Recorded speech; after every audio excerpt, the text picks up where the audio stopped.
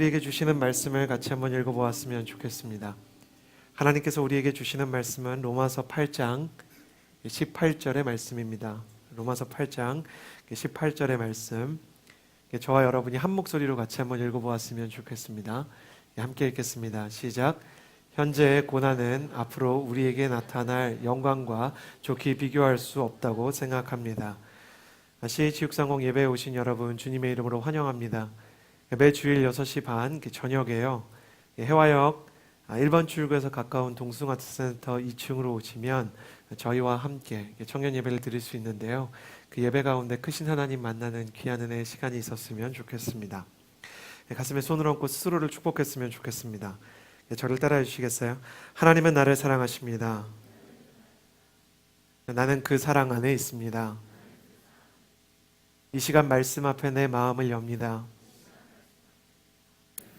나는 절대로 이전과 같지 않을 것입니다.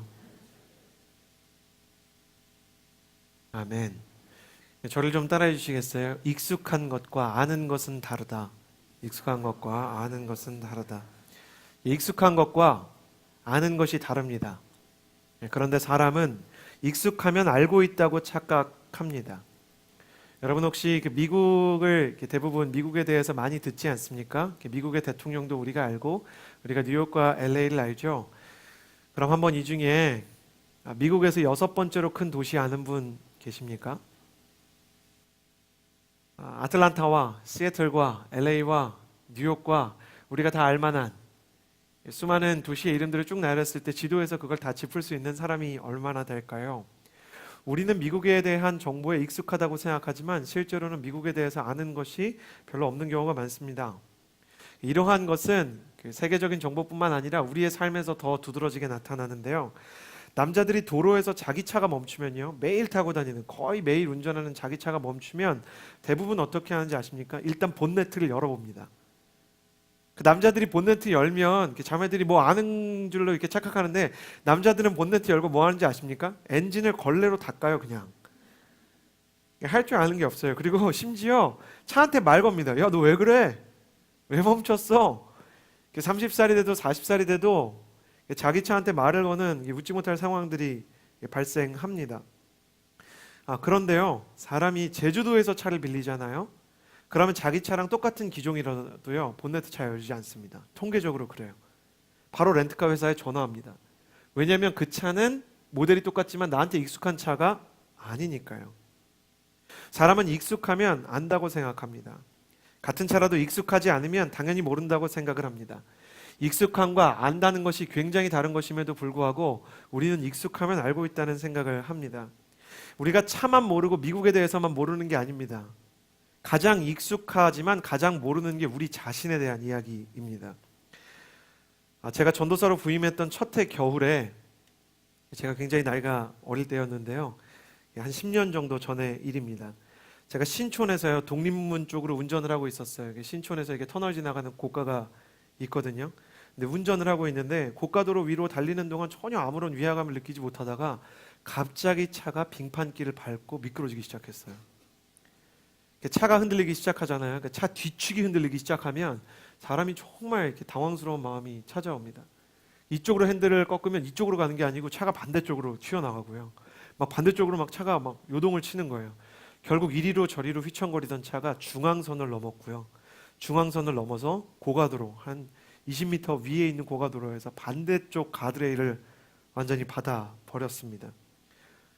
사고가 엄청나게 컸기 때문에요, 곧 119 구급대가 출동해서요, 전기톱으로 운전석 문을 잘랐고요, 그 안에서 기절한 저를 꺼낼 수가 있었죠.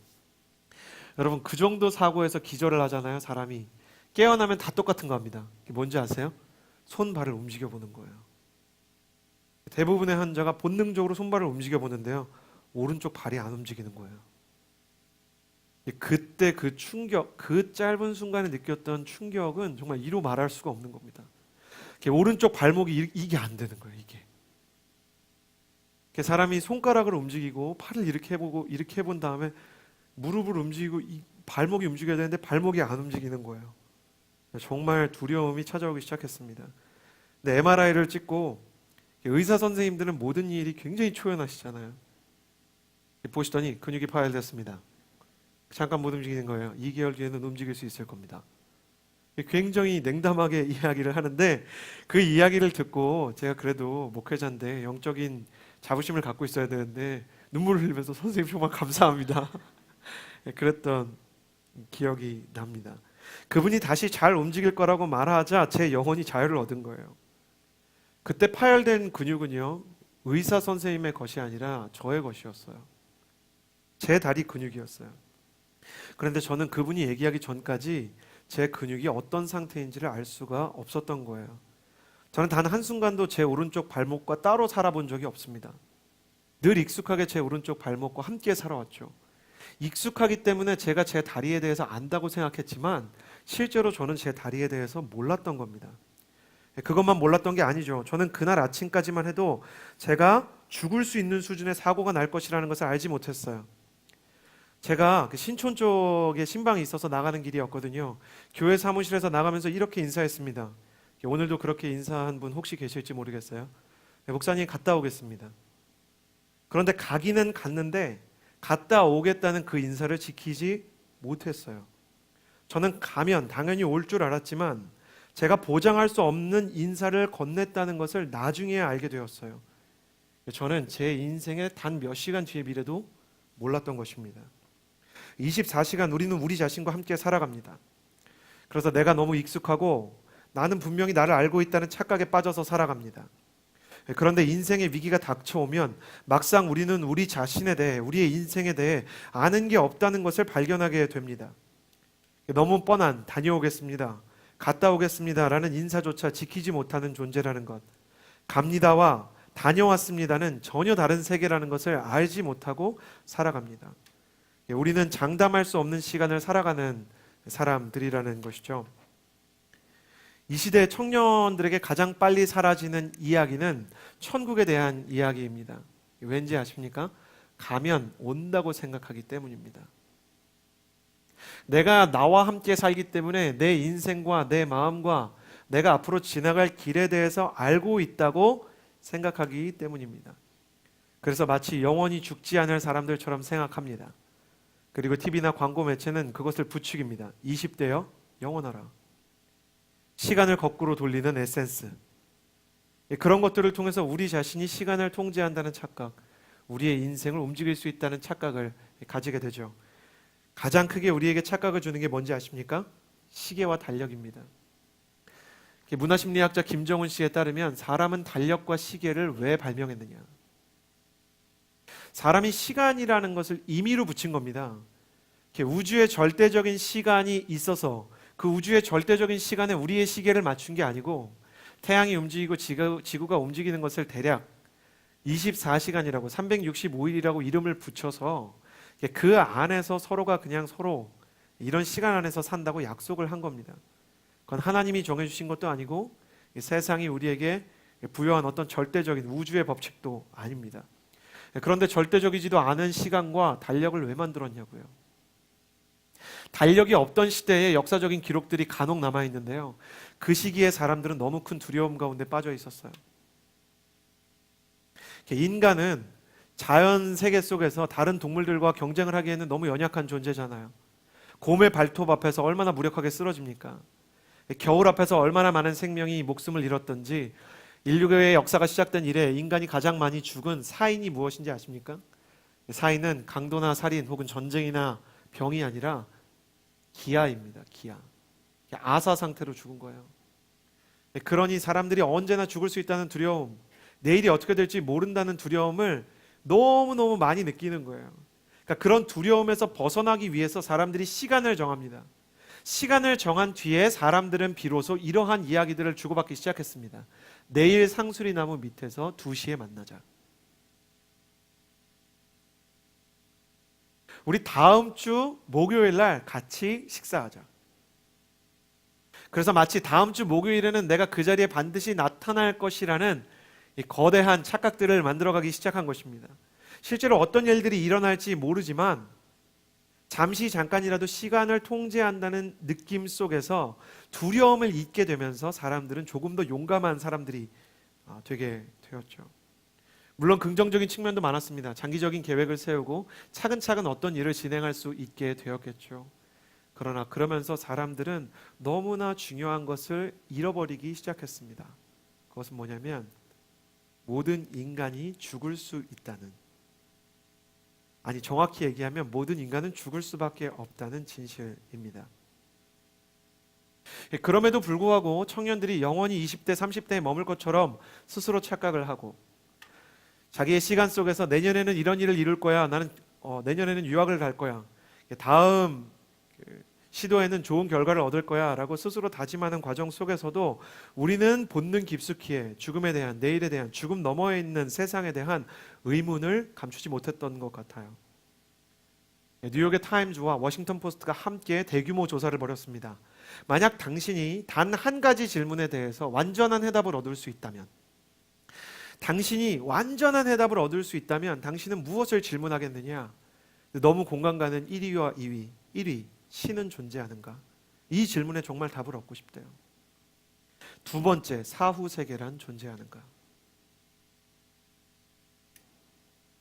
사람들이 과학으로 종교를 대체한 것 같고 점점 평균 수명이 늘어가는 세상 속에서도 신의 존재와 사후 세계에 대한 의문과 그 궁금증을 가지고 있었다는 것이죠.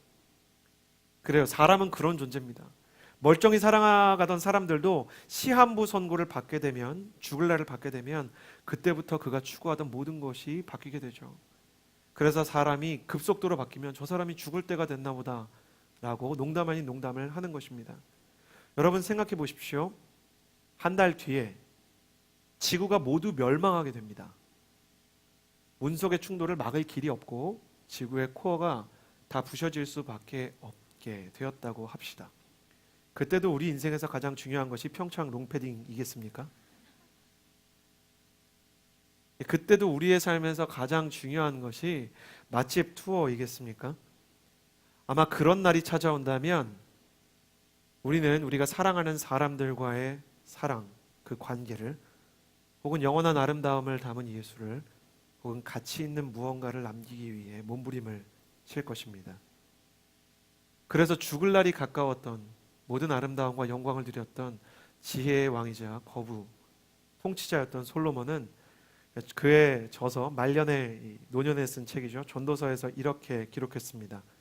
전도서 3장 11절의 말씀을 같이 한번 읽어볼까요? 시작. 하나님이 모든 것을 그분의 때에 아름답게 만드시고 영혼을 사모하는 마음을 주셨다. 그러나 하나님께서 하시는 일의 처음과 끝을 다 알지는 못하게 하셨다. 솔로몬이 보았어요. 솔로몬의 전도서를 보면 대부분의 경우 죽을 때가 되보니 자기가 이룬 학문적인 성과, 사람들이 자기를 지혜의 왕이라고 하는 것, 자기가 이룬 성공과 금과 은에 대한 모든 집착이 헛되며 헛되고 헛되며 헛되니 모든 것이 헛되다는 이야기로 가득합니다. 그럼에도 불구하고 자기의 마음속에 사라지지 않는 갈망이 있다는 것을 발견했는데, 하나님께서 모든 것을 아름답게 만드신 것, 헛된 일을 함에도 불구하고 가치 있는 것들을 내 인생에서 남기게 한 것이 내 의도와 상관없이 하나님의 뜻이었고, 내가 정말 잘못된 삶을 살았고, 솔로몬은 처음에는 용두사미와 같은 인생이죠. 처음에는 용과 같이, 다윗과 같이 인생을 시작했지만 훗날에는 이방 여인만 무려 600명, 후궁만 600명을 드리는 문란한 삶을 살게 됩니다. 저희 리더십 한 분이 저한테 아가서를 읽으면서 너무 감동한 나머지 솔로몬 같은 남편을 만나고 싶다고 얘기했는데, 제발 정신 차리세요. 후궁만 600명입니다. 600명. 정말 놀라운 숫자 아닙니까? 세종대왕과 둘이 만나서 둘이 누가 더 나쁜 놈인지 얘기를 해봐야 될 것 같아요. 성경에서 나올 수 있는 가장 나쁜 남자 중 한 명입니다.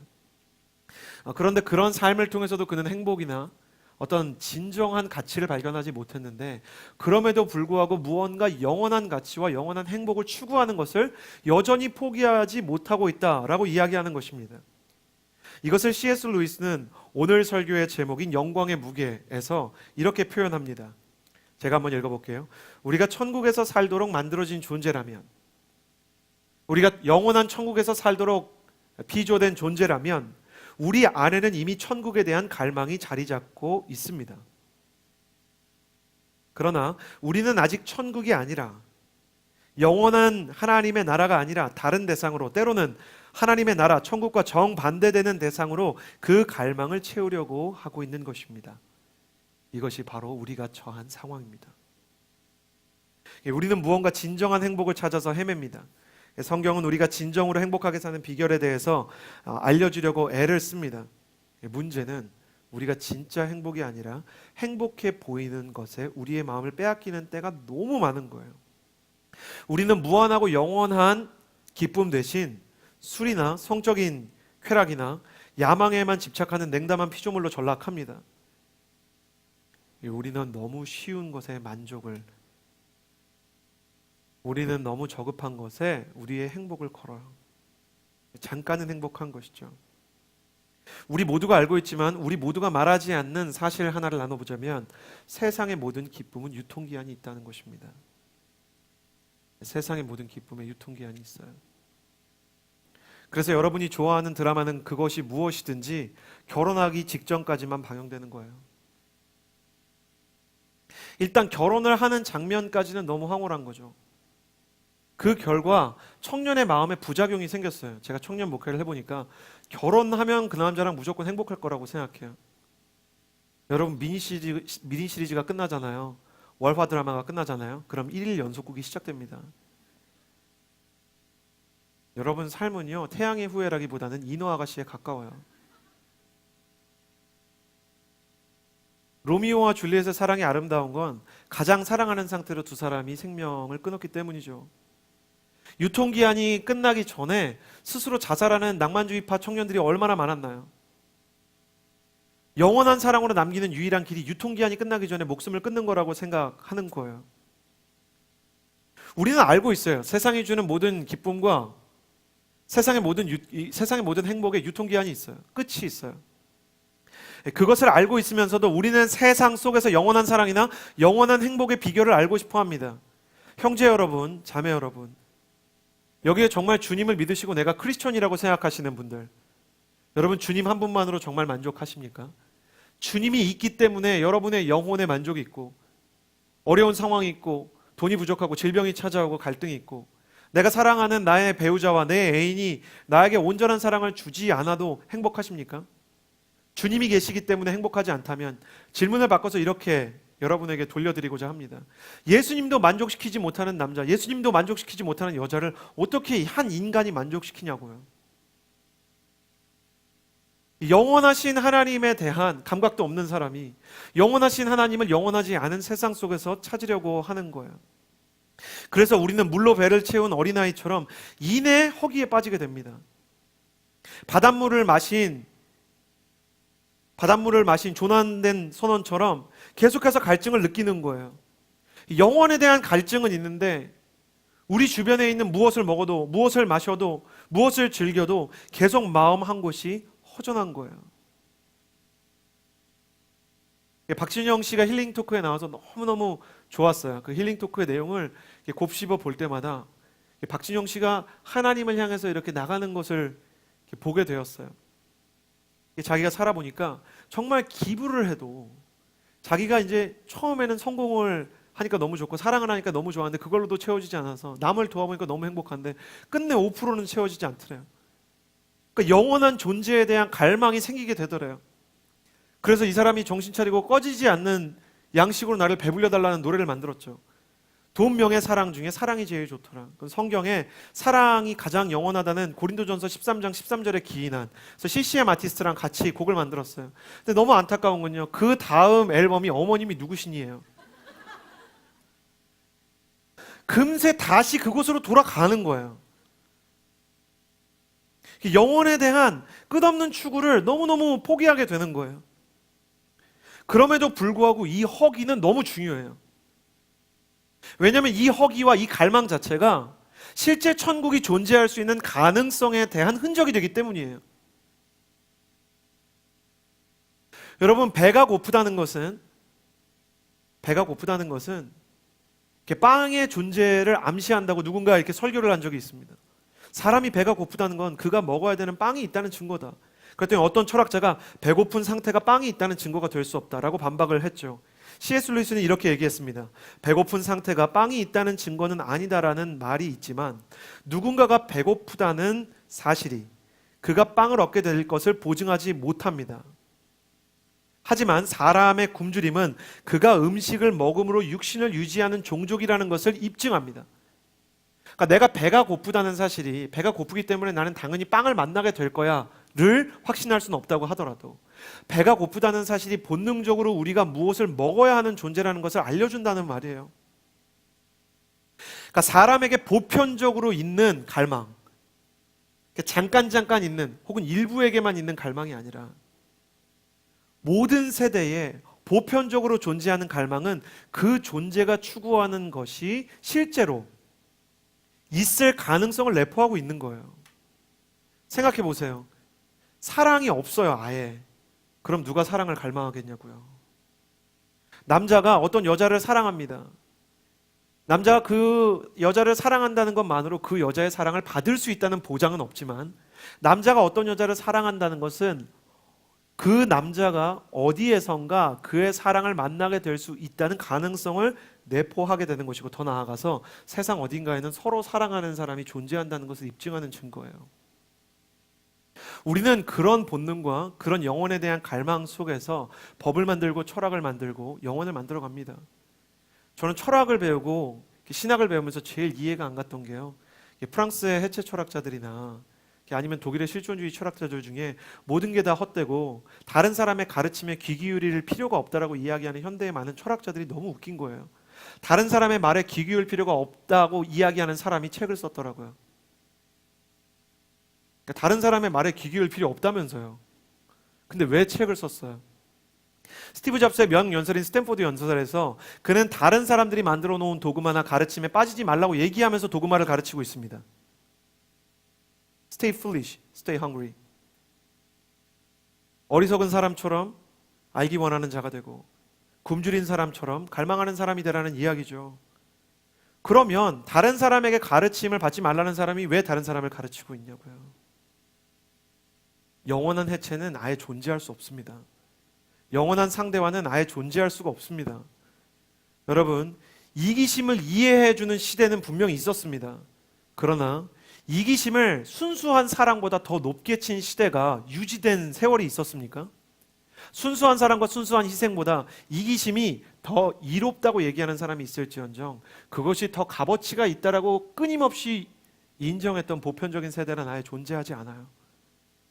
우리는 무엇인가 보이지 않는 기준과 보이지 않는 갈망을 공유하고 있는 사람들이란 말이에요. 우리의 갈망은 실제 않은 대상에 대한 것입니다. 한두 세대의 갈망이 아니라 보편적인 인간 역사 속에서 늘 존재했던 갈망이라면 우리가 영원을 갈망하는 것이 인류 역사 속에서 계속된 표현이라면 forever love, 영원한 사랑, forever happiness, 영원한 행복, forever truth, 영원한 진리와 같은 말이 인류 역사 속에서 보편적으로 계속 반복되고 있다면 그 어디엔가 영원한 진리, 영원한 행복, 영원한 기쁨이 존재할 수 있는 가능성이 있다는 거예요. 물론 우리 시대 대부분의 교육은 영혼에 대해서 가르치지 않습니다. 철학이든 예술이든 공학이든 학교에서는 대신에 이 땅에서 인간의 행복을 찾을 수 있다고 가르쳐요. 무언가 가치 있는 것을 추구할 수 있다. 해체주의 철학과 포스트 모더니즘에 속지 마세요. 진짜 철학을 공부한 사람이라면 해체주의는 과도기적인 것이고 인류 역사의 큰 사상 조류 속에서 중간중간 잠깐 등장했던 것이지 그것이 전 세대를 압도하는 수백 년의 흐름이 되지 않는다는 것을 금방 배울 수 있어요. 그러니까 과도기적인 것이지 만약 주님의 재림이 늦어진다면 그 다음에는 압도적인 시대사조와 새로운 철학사조가 등장하게 될 것입니다. 가령 보편적인 인류에 대한 철학이 지금 계속 등장하고 있는 것처럼요. 철학이든 예술이든 공학이든 인간 세상의 이상과 영원한 사람들의 마음을 채워주는 충분한 행복에 대해서 가르치려고 합니다. 이런 학문들은 다 공통적인 단계가 있어요. 여러분이 배운 학문을 생각해 보세요. 첫 번째 이걸 가르칩니다. 지금 우리의 세상은 문제가 있다. 여기부터 가르쳐요. 첫 번째. 모든 학문이 지금 우리의 세상은 문제가 있다. 혹은 과거에는 문제가 있었다. 두 번째, 그러나 현재 우리는 이 땅을 더 나은 세상으로 만들어 왔다. 혹은 우리는 이 땅을 더 나은 세상으로 만들어 갈 수 있다. 이렇게 가르쳐요. 그러면서요, 자기도 자신이 약간 없어갖고요. 약간 이렇게 세 번째가 공통된 패턴인데 이 일이 언제 일어날지 알 수 없다. 혹은 먼 미래에 일어날 것이다. 첫 번째부터 다시 봅시다. 지금 우리의 세상은 문제가 있다. 이건요, 사실 성경의 무슨 가르침과 관련이 있냐면요, 우리가 살고 있는 세상이 완전한 세상이 아니고 더 나은 어디엔가 완전한 세상의 그림이 있다. 더 나은 완전한 세상이 있다. 라는 천국의 소망에 대한 본능을 자극하는 겁니다. 여러분, 팀 켈러 목사님이 이야기한 우상들의 시대, 가짜 신들의 세상을 잘 읽어보면요, 사단의 전략이 뭔지 아세요? 사단은요, 언제나 굿으로 베스트를 대체하려고 해요. 괜찮은 걸로 진정한 유일한 것을 대체하려고 해요. 우상 중에 나쁜 게 별로 없어요. 돈이 나쁜 거 아닙니다. 건강이 나쁜 거 아닙니다. 예쁜 사람, 잘생긴 사람, 매너 좋은 남자, 따뜻한 여자와 연애하고 싶다는 거 그 자체로 나쁜 거 아니죠. 그러나 그것이 대체하지 말아야 될 것들을 대체하기 시작하면 어려워지는 거죠. 돈이 양심을 대체하기 시작하면 그때부터 돈은 선할 수가 없는 겁니다. 사랑이 좋지만 연인 간의 사랑 때문에 가족을 완전히 내팽겨친다면, 로맨틱 때문에 자기가 이미 결혼을 했는데 새로운 사랑 때문에 아내를 저버린다면 그것은 아름다울 수 없는 것입니다. 사람들은 진짜 나쁜 걸 위해서 자기 양심이나 영혼을 팔아먹는 게 아니에요. 좋은 걸 위해서 우상에게 자기 자신을 갖다 바칩니다. 우리의 세상은 문제가 있다는 말이 교묘하게 대체하고 있는 것은 진짜 영원한 천국이 있을지도 모른다는 가능성을 차단하는 거예요. 우리는 이 땅을 더 나은 세상으로 만들어갈 수 있다. 우리는 물론 이 땅을 더 나은 세상으로 만들어가야 하지만 진짜 완성이 있을 천국에 대한 생각을 역시 차단합니다. 그러나 이 일은 먼 미래에 일어날 것이다. 언제 일어날지 알 수 없는 것이다. 이 얘기가 어디서 들려온 얘기가 비슷하지 않나요? 인자가 임할 것인데 도적과 같이 임할 것이다.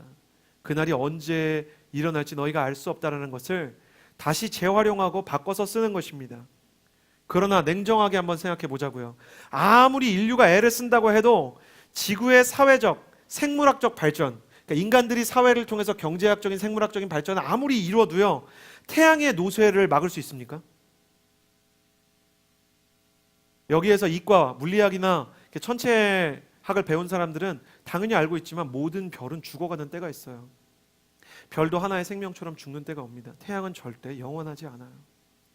그럼 사람이 막 노력을 해요. 법을 공부해요. 달나라로 가는 로켓을 쏴요. 그럼 태양의 수명을 늘릴 수가 있냐고요. 설혹 별 몇 개의 수명을 늘릴 수 있는 대단한 기술이 발전한다 칩시다.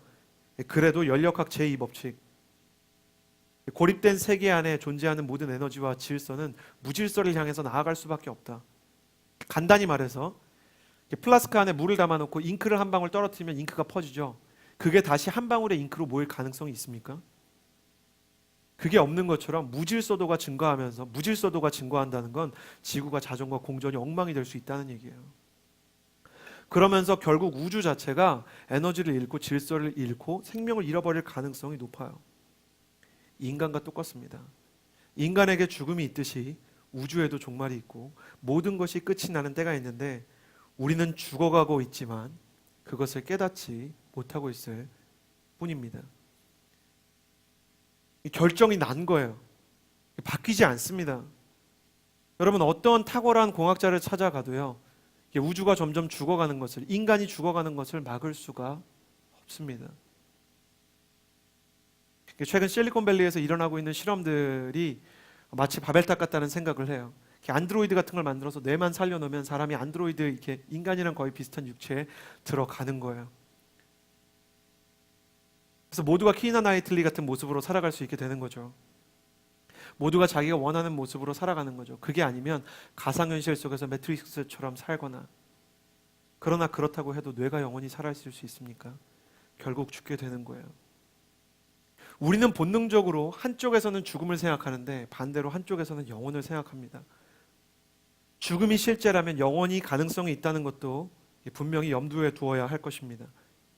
그럼 우리는 왜 죽어가는 우주 속에서 여전히 영원을, 천국을 갈망하는 사람들일까? 도대체 천국에 무엇이 있기에? 로마서 8장 18절은 이렇게 기록하고 있습니다. 함께 로마서 8장 18절을 같이 읽어보았으면 좋겠습니다. 시작. 현재의 고난은 앞으로 우리에게 나타날 영광과 좋게 비교할 수 없다고 생각합니다. 우리 화면에 떠 있는 말씀을 바라보는 상태로 한번 이 말씀을 나눠봅시다. 로마서 8장에서 이야기하는 바울 신학의 현재라는 말은 지금 나우를 얘기하는 게 아니라 지금 우리가 살아가고 있는 현실 세계, 이 생을 이야기합니다. 우리가 살아가는 이 세상을 의미하는 거죠. 더 깊이 들어가면 우리가 살아가는 이 세상에서 우리는 영원을 사모하지만 영원하지 못할 것에 자꾸 집착합니다. 영원하지 못할 쾌락, 영원하지 못할 반짝거리는 것들, 잠깐 저 옷을 사면 너무 행복할 것 같아요. 평창 롱패딩을 이렇게 사면 너무너무 이렇게 삶이 풍족할 것 같아요. 제가 주로 이렇게 얘기할 때는 사실 저도 갖고 싶었는데 못 구한 거예요. 갖고 싶은데 못 구하는 게 많은 거죠. 저것만 구하면 내가 행복할 수 있을 것 같은 거예요. 근데 막상 구해보면 그렇지가 않아요. 대부분의 형제 자매 여러분, 우리가 그런 착각을 하잖아요. 시즌별로 형제들은 아이폰 X를 가지면 막 행복할 것 같아요. 근데 아이폰 X 다음엔 아이폰 9이 나오게 돼 있어요. 그럼 내 아이폰 X가 너무너무 초라한 거죠. 세상이 얼마나 간악한지요. 올 시즌의 컬러를 만들어요. 올 시즌의 컬러가 있다는 말은 그 시즌 컬러를 사면 다음 시즌에는 다음 컬러를 사야 된다는 거죠. 옷장을 열어보면 그때 너무 예뻤던 옷이 지금은 예쁘지가 않아요. 그런 것들로 우리의 마음을 채울 수가 없어요. 그렇게 살아가고 있는 우리의 인생이 바로 현재의 고난이에요. 현재의 고난, 계속되는 목마름, 계속되는 외로움. 그러니 크리스천임에도 불구하고 김조한 씨는 사랑에 빠지고 싶다는 노래를 불렀어요.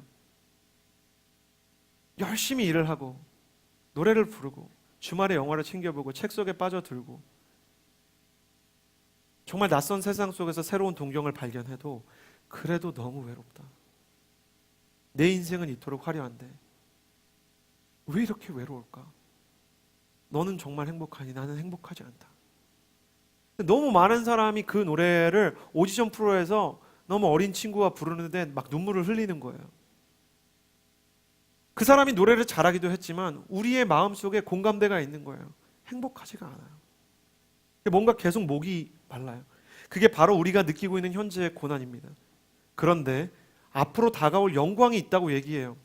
앞으로 우리에게 나타날 영광이라는 것은 바울신학 특히 로마서 8장에서 앞으로라는 것은 예수 그리스도와 함께 누리게 될 영원한 천국을 의미합니다. 거기서 누리게 될 것을 영광이라고 표현해요. 처음에 얘기한 것처럼 우린 익숙하면 안다고 생각하지만 영광이 무엇인지 여러분 생각해 보셨습니까? 이름을 영광이라고 지어 놓은 사람들조차 영광이 진짜 무엇인지를 감을 못 잡을 때가 많습니다. 그래서 C.S. 루이스는 영광의 무게라는 그의 연설을 통해서 영광이 무엇인지 자기가 크리스천으로 깨달은 것을 두 가지 얘기했죠. 저는 이 두 가지를 여러분과 나누고 싶습니다. 첫 번째 천국의 영광은 진정한 명예, 곧 하나님의 인정입니다. 제가 이 부분을 딱 읽고 제가 예전에도 읽었고 이번에도 읽었는데 그런 생각이 드는 거예요. 하나님의 인정을 받는 게 그렇게 중요해? 너무 죄송해요. 목사인데도 그런 생각이 드는 거예요. 하나님의 인정을 받고 신의 인정을 받는 게 뭐가 그렇게 중요해? 아니 인생을 이렇게 고난을 해서 수십 년을 살고 거의 100년에 가깝게 살아서 어떤 사람이 하늘에 갔는데 하나님의 인정을 받으면 진짜 괜찮다고? 그거 이상한 거 아니야? 그러나 분명히 성경은 하늘에서 우리가 누리게 될 영광에 대해서 이렇게 얘기해요. 가령 종말과 천국에 대해서 다루는 마태복음 25장의 그 유명한 달란트 비유에 거기서 하나님은 이렇게 그의 성도를 칭찬하십니다. 마태복음 25장 21절의 그 칭찬을 같이 한번 읽어볼까요? 시작. 잘하였도다 착하고 충성된 종아. 주인이 그냥 그 종을 칭찬하는 거예요. 그 자체가 그 종에게 가장 큰 상급인 거예요. 이 말을 들으면서 도대체 그 칭찬이 뭐라고? 목숨을 걸고 천국에 들어가냐? 근데 제가 아이를 기르기 전과 기른 다음이 다르더라고요. 제 아들이 있는데 제 아들은 이렇게 통화를 하면 제가 운전을 하고 있던 화장실에 있던 일단 이렇게 전화를 하면 엄마한테 전화를 하면 늘 이렇게 말해요. 옆에서 얼굴 보이는 걸로 바꿔. 얼굴 보이는 걸로. 그럼 이제 운전을 하고 있으면 여기다 걸어놓고 제가 이걸 보진 않고 계속 옆만 보는 거예요. 아들은 계속 왜 옆만 봐? 날 봐, 날. 막 계속 그래요. 근데 자기를 보여주는 게 아니라 레고로 조립한 걸 하루 종일 조립한 걸 계속 보여줍니다. 진짜 별거 아니에요. 그 레고로 조립해 놓고 뭐라고 얘기하냐면 황당하게 말합니다. 아빠, 다윗 성이야. 레고로 조립한 요만한 걸 갖고 다윗 성이야. 그걸 보고요. 아빠이기 때문에 학습된 대로 온 난리를 칩니다. 우와, 진짜 다윗성 닮았다. 속으로는 아빠도 다윗성이 어떻게 생겼는지 몰라. 막 해요. 그치, 진짜 다윗성 같지, 진짜 신기하지. 그리고 골리앗이래요. 근데 골리앗이 손과 발이 없어요. 오, 진짜 골리앗 같다. 근데 막 그렇게 막 하면요, 이 아이가 얼마나 행복해하는지 몰라요. 여러분, 이 칭찬이라는 게 별거 아닌 것 같죠? 문화인류학자들과 심리학자들과 생물학자들이 공통적으로 미국에서 연구한 바에 따르면 오랑우탄과 인간이 지능이 비슷한 수준에 이르는 오랑우탄이 있어요. 근데 그 오랑우탄 중에 이제 머리가 굉장히 좋은 거죠. 근데 그 오랑우탄이요, 한 3살까지는 애가 하는 거 거의 다 해요. 그러니까 언어 체계가 다를 뿐 3살짜리 애가 할 수 있는 말은 비슷하게 하는 거죠. 뭔가 표현을 하는 거예요. 뭔가 기호를 보내고 신호를 보내는 거예요. 심지어 레고 같은 걸 조립합니다. 근데요, 그 이상을 못해요. 애는 레고 조립하다가 나중에 자동차를 조립하는 어른이 될 수 있겠죠. 근데 오랑우탄이 레고를 조립할 수 있을지언정 자동차를 조립하지 못해요. 가장 큰 이유를 찾으려고 해도 찾을 수가 없는 거예요. 그냥 인간이니까. 인간이 더 위대하니까. 과학자들은 그렇게 결론을 내면 안 되잖아요. 근데 사회심리학자 한 사람이 놀라운 걸 발견했어요.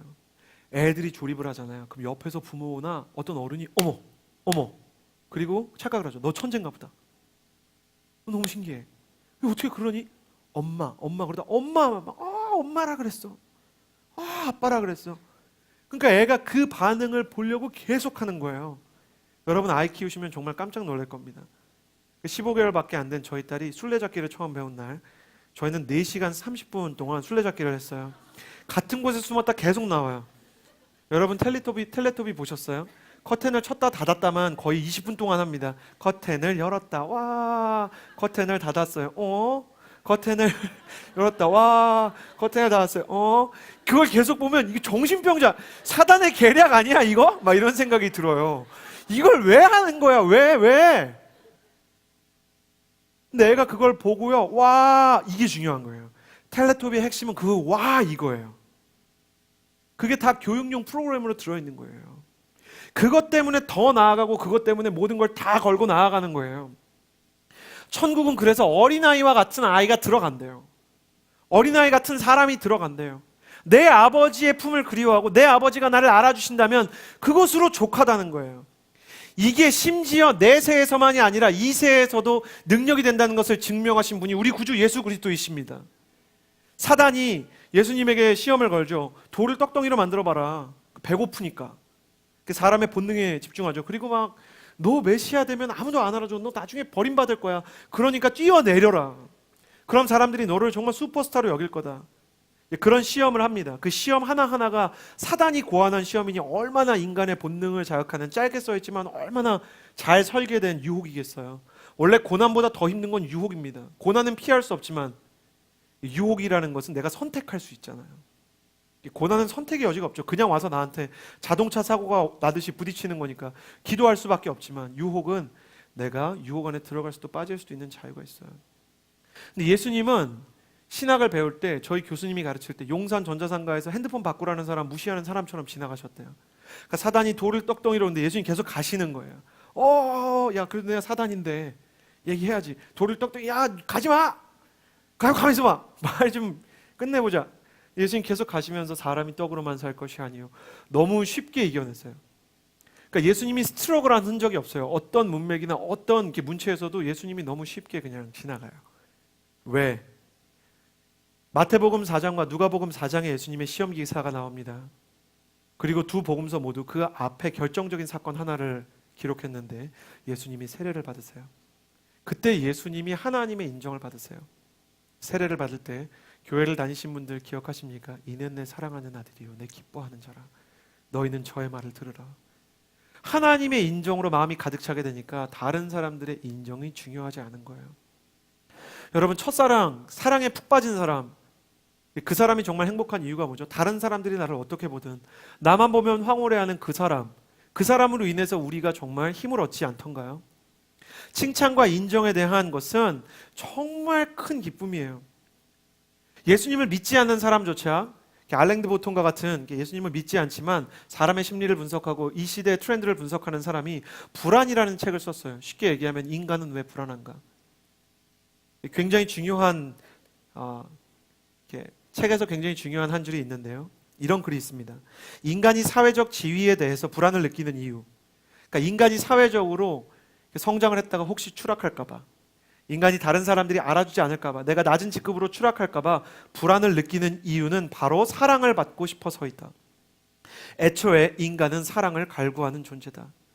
우리 모두는 사람들에게 지워지는 것을 불안해한다. 이게 알랭드 보통이 쓴 글이에요. 왜 불안하냐? 사랑받지 못하는 것에 대한 불안이 있는 거예요. 누군가에게 사랑을 받아야 되는 거예요. 누군가가 알아봐 줘야 되는 거예요. 누군가가 그것을 가치 있다고 얘기해 줘야 되는 거예요. 누군가 나를 알아줘야 그 안에서 발견되는 거예요. 복잡한 말로 인간은 사회적 존재라고 하지만 누군가의 인정을 통해서 나의 존재를 확인해 가는 것이죠. 영광을 하나님이 인정해 주시는 상태로 해석하는 것이 유치해 보일 수도 있겠죠. 하지만 바울은 성경의 저자들, 바울과 같은 성경의 저자들이 이것이 가장 큰 영광이라고 얘기합니다. 고린도전서 8장 3절에서 이렇게 기록되어 있습니다. 같이 한번 읽어볼까요? 시작. 그러나 하나님을 사랑하는 사람은 하나님께서 그를 알아주십니다. 며칠 전 저는 제가 가까이 지내는 지체와 예수님 앞에 갔을 때 어떻게 할까 이렇게 이야기를 나누었어요. 그 지체는 굉장히 용감해요. 그래서 예수님 품에 안겨서 이렇게 노래를 할 거래요. 자기는. 예수님이 정말 나의 노래를 들어주실 거라는 확신이 있대요.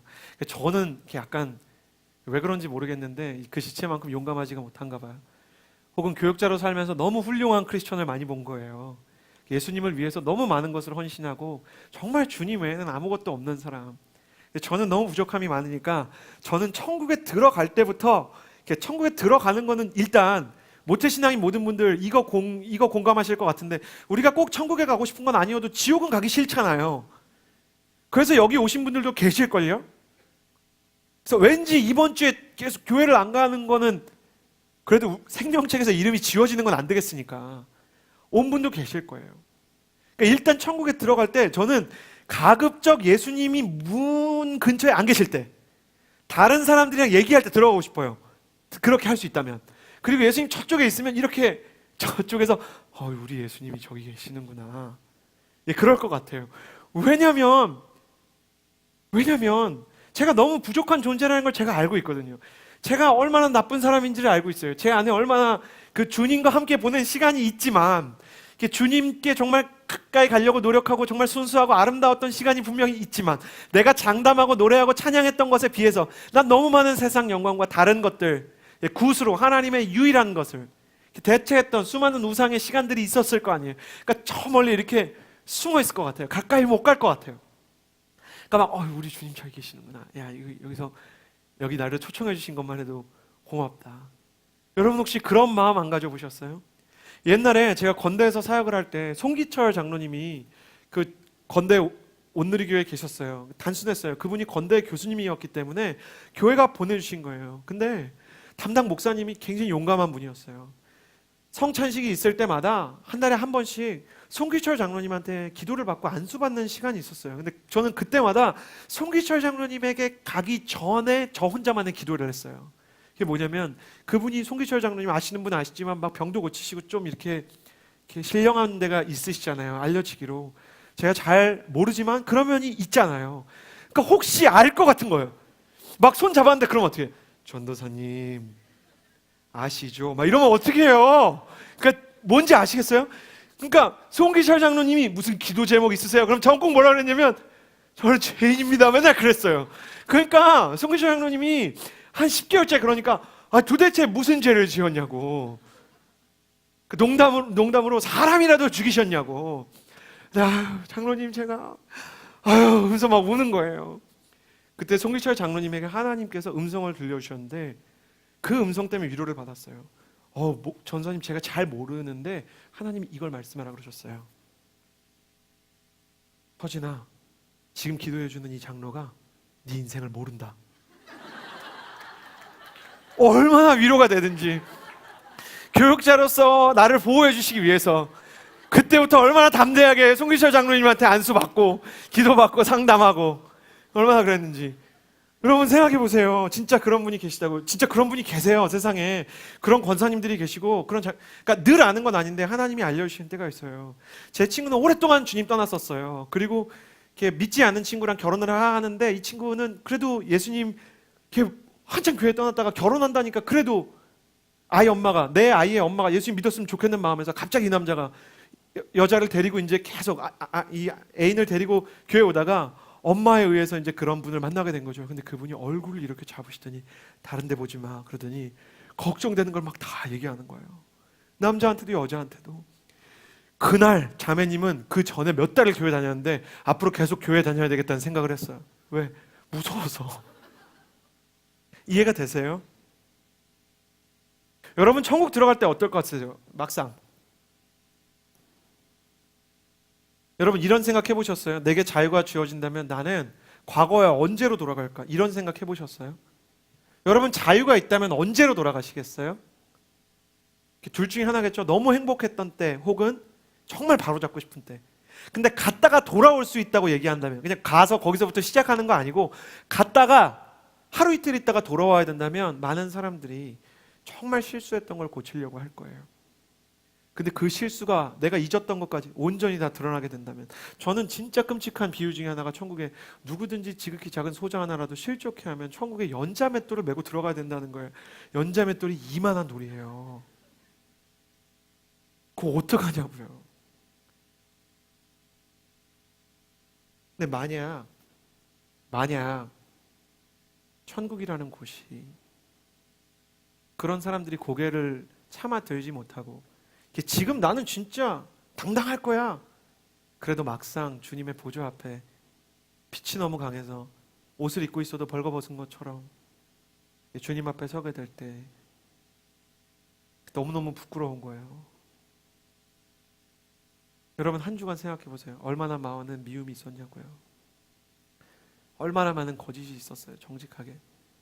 애써서 그럴 만한 사정이 있었다고 말하지만 실은 저도 여러분도 알고 있어요. 그래도 그렇게 해서는 안 됐다는 거예요. 여러분 만약 이런 감정이 없다면 내가 정말 그때 하나님 앞에서 잘못한 거야. 그 사람한테 그런 말을 하면 안 됐어 라는 마음이 없다면 아직 여러분은 예수 그리스도의 십자가를 위해서 가기 위해 조금 더 많은 시간을 보내야 할지도 몰라요. 근데 그분의 십자가 앞으로 가게 될수록 저는 예수님이 부활한 모습에서 특히 그분의 손목과 발목에 부활하셨는데도 불구하고 못자국이 있잖아요. 그래서 도마가 부활하신 예수님한테도 이렇게 손가락을 넣는 장면이 나오죠. 창자국에 손을 넣었다 그러죠. 그 창이 뭔지 아세요? 그 창이 오른쪽 옆구리에서 왼쪽 심장을 꿰뚫는 확인사살이에요. 그래서 물과 피가 쏟아져 내리는 겁니다. 그러니까 혹시 안 죽었을까 봐 오른쪽에서 전설에 따르면 롱기누스라는 병사의 창이었다고 하죠. 그래서 찔러서 심장을 꿰뚫는 거예요. 그러니 도마가 거기에 손을 넣으려면 예수님의 옆구리에 손을 넣으려면 이렇게 넣어야 하고요. 그는 필연적으로 손을 넣기 위해 무릎을 꿇어야 될 수밖에 없어요. 나 때문에 상처가 난 예수님, 나를 위해서 십자가가 난 예수님, 그 옆구리에 손을 넣으면 그분의 심장에 내 손이 닿는다고 생각해 보세요. 부모가 자식에게 상처를 남겨도 그것을 잊지 못하는데 우리 주님께 상처를 남겼다는 것을 생각할 때 정말 웃으며 들어갈 수 있겠는가? 근데 주님이 너무 기쁘게 잘 왔다고. 나 네가 해낼 줄 알았어, 진짜. 난 정말 네가 해낼 줄 알았어. 야, 사람들이 다 너 안 믿었지? 난 너 믿었어. 잘한 거 하나도 없는 것 같지? 너무 잘했어. 그 안에 주어지는 예수 그리스도의 품, 그 사랑, 그 안에 있는 인정 속에서 우리는 진짜 기쁨과 행복이 무엇인지를 알게 되는 거예요. 내가 지금까지 알랭드 보통이 말한 바에 따르면 누군가를 기쁘게 하기 위해서 살아왔는데 이게 진짜 누구를 하나님을 기쁘게 한 삶이었구나. 내 인생이 그렇게 보잘것이 없었는데도 불구하고 하나님의 기쁨이 될 수가 있었구나. 여러분 한번 생각해 보세요. 여러분이 어떤 사람이냐면 영원하고 완벽하신 하나님을 기쁘게 만들고 여러분이 영원하신 하나님을 감격의 눈물 흘리게 만들고 천국에서 하나님이 여러분이 무언가를 잘할 때마다 천사들한테 내 딸이야. 쟤 내 딸이야. 어떤 사람이 목사님은 왜 연희 얘기를 그렇게 자주 하세요?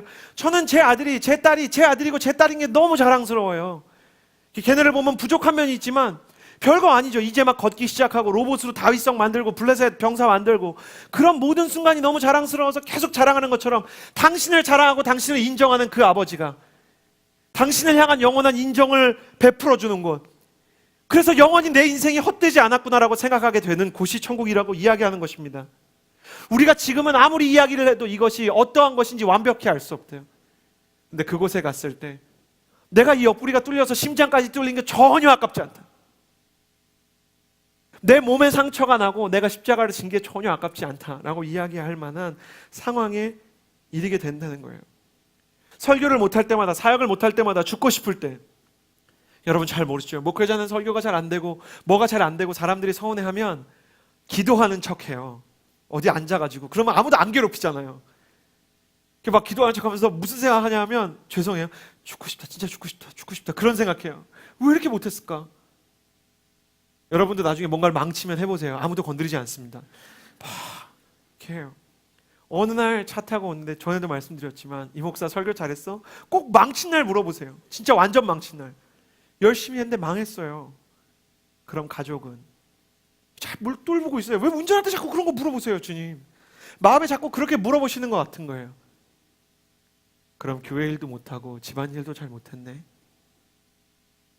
너무하신 거 아니에요? 근데 네, 그러면서 우는 거예요. 잘 안 돼요. 잘 하려고 그러는데 잘 안 돼요.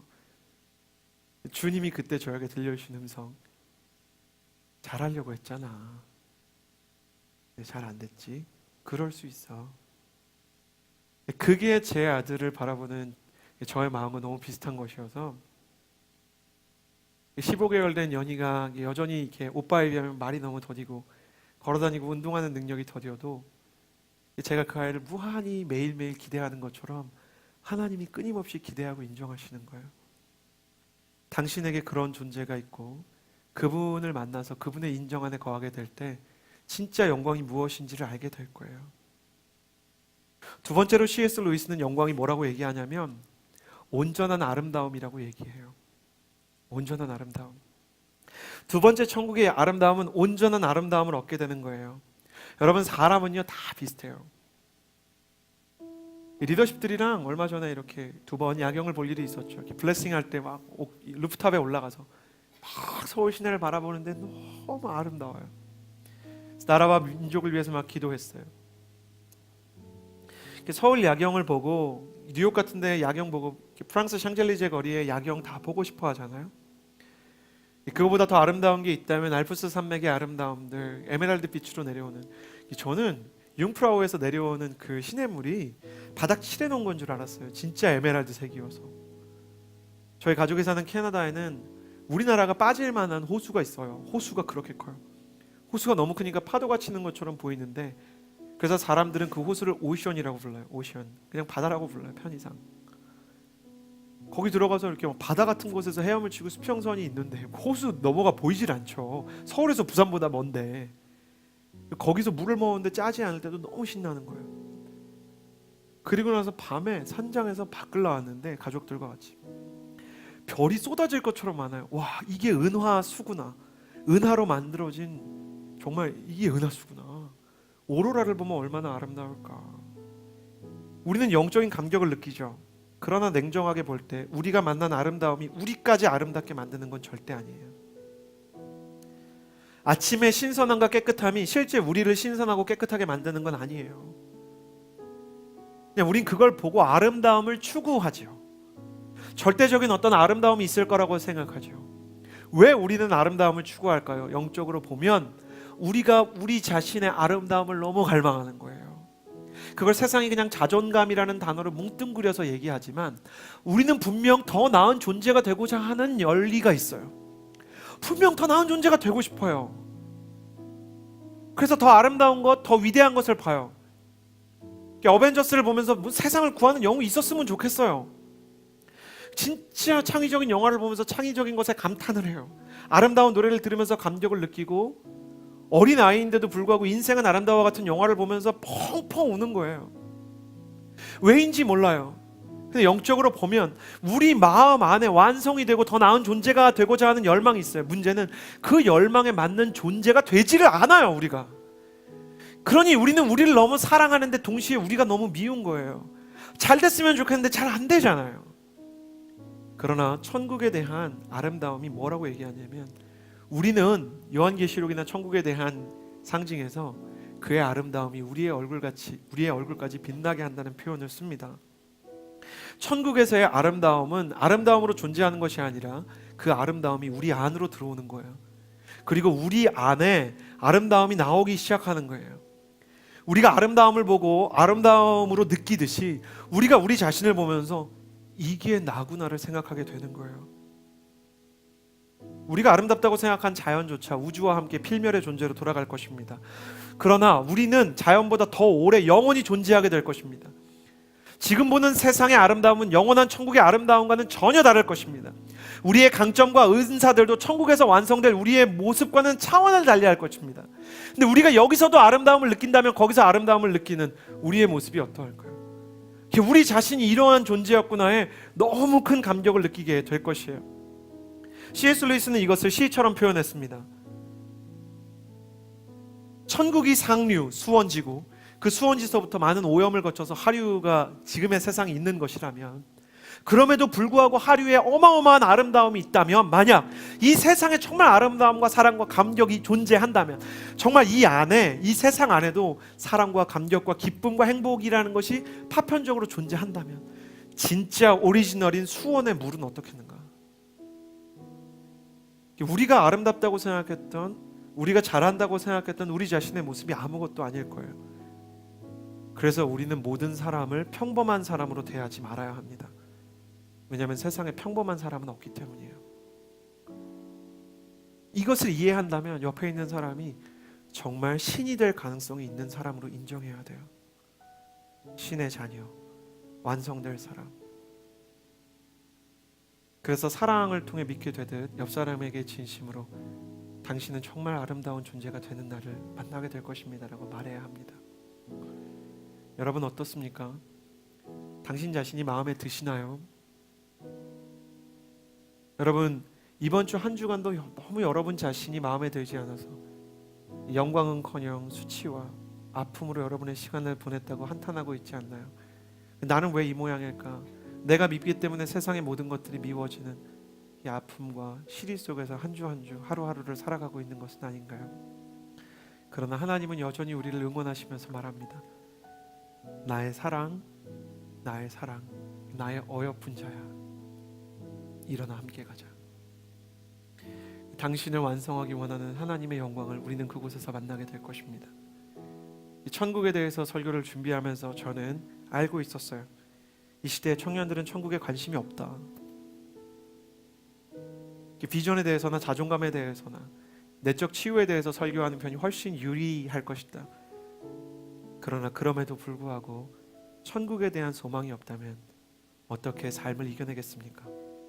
장차올 미래의 영광 때문에 현재의 고난을 이겨냈던 바울처럼 우리가 우리 인생의 고난을 이겨낼 일체의 비결을 배우려면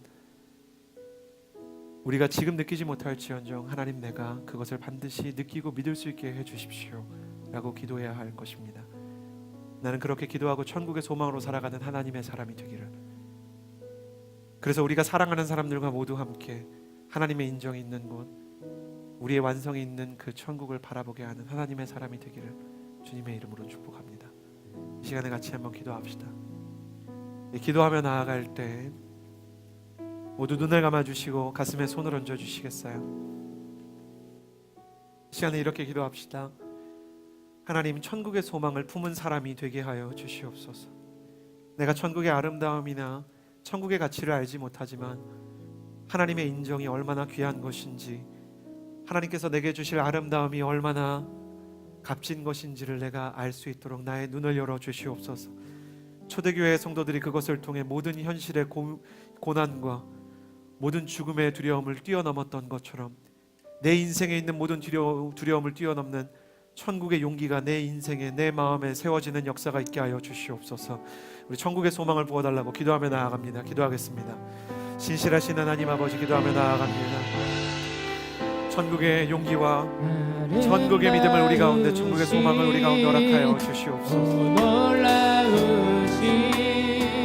신실하신 하나님 아버지, 우리의 마음과 우리의 사랑과 우리의 생각과 우리의 생명 가운데 너무나 부족하고 너무나 서툰 하나님을 대체하려 했던 다른 우상들이 많으나 여전히 하나님을 바라보며 나아가는 하나님의 사람이 되게 하여 주시옵소서. 하나님의 사랑으로 살아가는 것을 넘어서 하나님의 기쁨이 되는 사람들이 되게 하여 주시옵소서. 하나님의 치유의 대상으로 살아가는 것을 넘어 하나님의 행복의 이유가 되는 사람들이 되게 하여 주시옵소서. 그 천국의 소망을 품고 내 인생과 내 마음을 하나님께 내어드리며 나아가는 하나님의 사랑, 그 하나님의 아름다운 신부가 되게 하여 주시옵소서. 당신의 아름다운 신과 당신의 영광을 사모하며 나아가는 하나님의 사랑이 되게 하여 주시옵소서.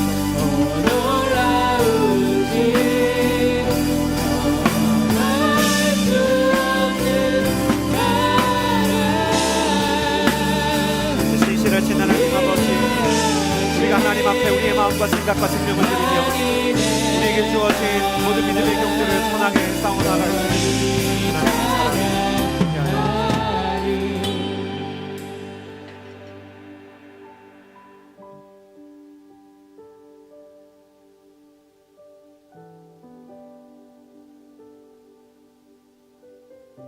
여러분, 하나님께서 마음에 주신 감동에 따라 함께 기도할 제목을 나눕니다. 나는 여러분이 하나님의 사랑을 넘어 하나님의 기쁨이 되는 사람이 되기를 주님의 이름으로 축복합니다. 나는 여러분이 복음서에 나오는 병자들처럼 하나님의 치유의 대상을 넘어 하나님의 행복의 이유가 되는 사람들이 되기를 주님의 이름으로 축복합니다. 사랑하는 아들아, 네가 이걸 하다니, 사랑하는 딸아, 그 마음을 품다니 내가 너무 감동이 된다, 감격이 된다, 내가 너무 너 때문에 행복이 된다, 내가 너 때문에 너무 기쁘다라고 말할 수 있는 사람, 나를 창조하신 하나님께 온전한 기쁨과 행복을 줄 수 있는 하나님의 기쁨의 이유, 행복의 이유로 살게 하여 주시옵소서. 나 때문에 하나님이 웃을 수 있고, 나 때문에 하나님이 감격할 수 있고, 나 때문에 하나님이 감격의 눈물을 흘릴 수 있는 사람이 될 수 있도록 주님, 나의 인생을 이끌어 주시옵소서. 그것이 무엇인지 아직 알지 못하지만 나의 행복이나 나의 치유나 나의 축복을 넘어 당신께 행복을 드리는, 당신께 기쁨을 드리는 예배자가 되게 하여 주시옵소서. 내가 그런 사람이 되기를 원합니다. 주님께 기도하며 나아갑시다. 기도하겠습니다. 신실하신 하나님 아버지, 나 때문에 당신이 기쁘고 나 때문에 당신이 행복한,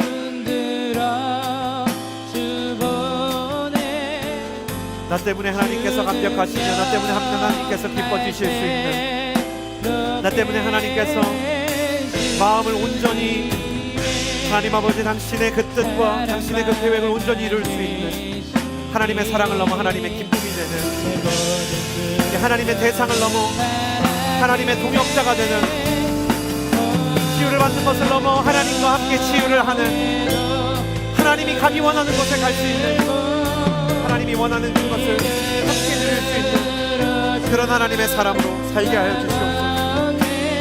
우리 아버지 하나님, 우리 가운데 하나님 얼마나 부족한, 얼마나 연약한, 얼마나 영을 피하는, 그래서 추구하지 말아야 될 것을 추구하고 안주하지 말아야 될 것을 안주하는 마음이, 은혜가 받는 것은 좋지만 헌신을 하는 것은 괴롭고, 당신에게 사랑을 받는 것은 궁금하지만 당신과 함께 사랑을 가지고 가는 것이 없습니다.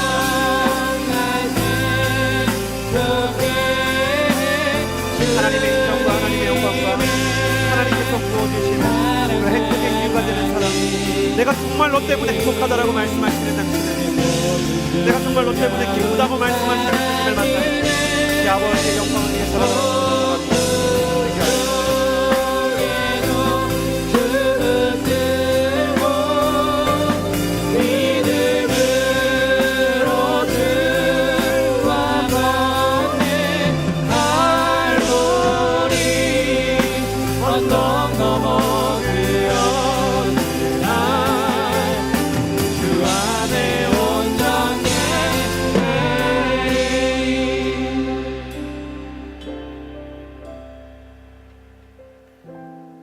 마지막으로 한 번 더 기도했으면 좋겠습니다. 내가 정말 사랑할 수 없는 그 사람조차 아름다워질 수 있는 영적인 가능성을 가지고 있다는 것을 내가 믿을 수 있게 해주십시오. 너무 힘든 사람이 있습니다. 너무 나를 괴롭게 하는 사람이 있습니다. 내가 도무지 인정할 수 없는 정말 잘 되지 않았으면 좋겠는 사람이 있습니다. 그럼에도 불구하고 그가 하나님의 자녀, 하나님의 인정과 하나님의 아름다움 안으로 들어가 그러니까 실제 그의 잃어버린 얼굴을 찾을 수 있는 존재라는 것을 내가 간과하지 않을 수 있도록, 내가 하나님 당신을 믿기 때문에 그 사람을 미워하지 않을 수 있는, 내가 하나님 당신을 기대하기 때문에 그 사람에 대해서도 기도할 수 있는 사람이 되게 하여 주시옵소서. 나를 어렵게 하거나 기대가 되지 않는 나의 가족이나 나의 마음을 괴롭게 하는 사람이 있다면 그 사람을 위해서 같이 기도했으면 좋겠습니다. 마지막으로 기도하며 나아갑니다. 기도하겠습니다. 진실하신 하나님 아버지, 사랑할 수 있는 우리 내면으로부터 주어지게 하여 주시옵소서. 우리 내면으로부터 우리의 마음의 깊은 곳으로부터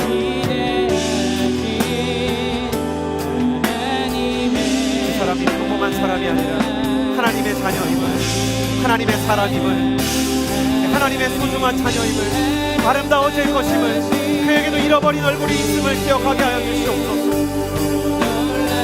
그에게도 하나님의 자녀가 되는 가능성이 있음을, 그에게 영광의 뿌리가 있음을 알게 하여 주시옵소서. 그래서 내가 하나님을 기대하기 때문에 그를 위하여 기도할 수 있는,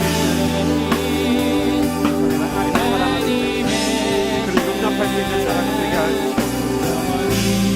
진실하신 하나님 아버지, 사랑할 수 있는 지와 용납할 수 있는 넓은 마음을 허락하여 주시옵소서.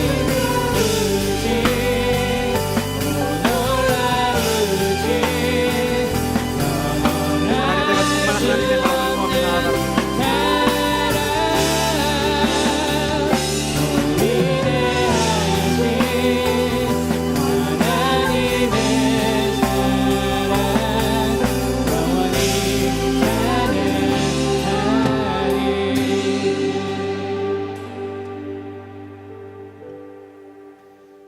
내가 잃어버렸던 참 나의 얼굴을 우리가 천국에서 온전히 찾게 될 것입니다.